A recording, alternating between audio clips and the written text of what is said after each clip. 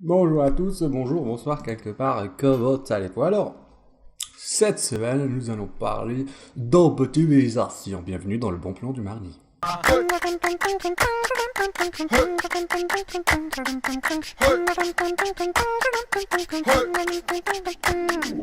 Oui, c'est n'importe quoi. Poketika, poketika, poketika. Alors, faire des images, c'est bien, les optimiser, c'est mieux. Cette semaine, je vais vous parler de compressor.io. C'est probablement l'un des services que j'apprécie le plus, en tout cas concernant l'optimisation de vos photos. Alors, je vais pas m'étaler quels sont les avantages d'optimiser ces images pour le web. D'accord, j'ai fait plus ou moins plusieurs articles sur ça. Il y a pas mal d'articles aussi sur le web qui parlent davantage et pourquoi il faut optimiser pour son web, pour le web. D'accord, surtout si vous avez un blog. Alors, compressor.io, il va tout simplement compresser votre image sans perdre la qualité. Alors, ceux qui n'ont pas Photoshop, ça, c'est juste l'adresse qu'il vous faut. Alors, le fonctionnement est très simple. On a simplement à uploader, comme on dit, uploader son image. Alors, on va aller sur compressor.fr. Je vais vous faire un mini tuto comme ça, on y est. Ce qui est bien avec compressor.fr, il vous donne comme ça une comparaison. Vous pouvez comparer en fait l'original qui est ici avec le compression.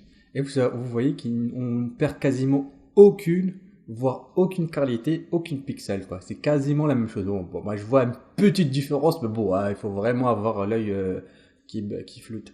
Bref, tout ça pour vous dire que compressor.io, pardon, c'est juste l'adresse qu'il vous faut. Et bien sûr, si vous voulez la tester, vous appuyez c'est try it, ça veut dire essayez-moi, hein, essayez-le. Et on sélectionne n'importe quelle image. Alors, on va sélectionner cette image-là.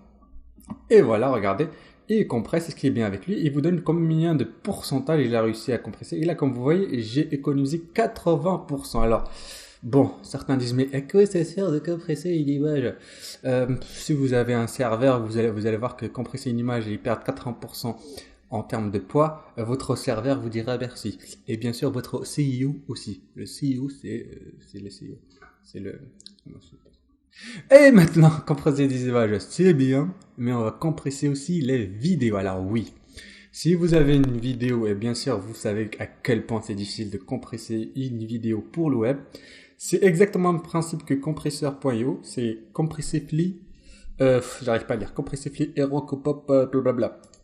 Bon, ça, c'est du chinois. Tout ça pour vous dire, je vais mettre le lien, parce que là, c'est du chinois. Il fonctionne sur le même principe que compressor, mais pour les vidéos.